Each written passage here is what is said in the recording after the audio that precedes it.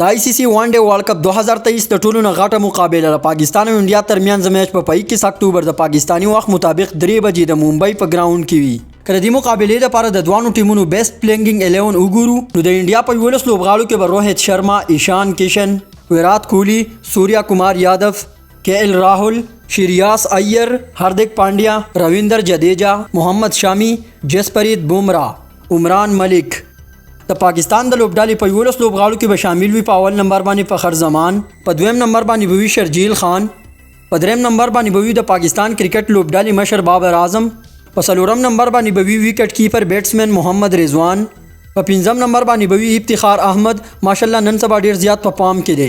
په شپږم نمبر باندې به وي شاداب خان، پر باندې به شامل وي خوشدل شاه، په اتم نمبر باندې به وي آل راونډر محمد نواز، په نهم نمبر باندې به وي اٹیکنګ بولر شاهین شاه افریدی، په لسم نمبر باندې به وي نسیم شاه، په 11 نمبر باندې به وي فاسټ بولر حارث رؤوف.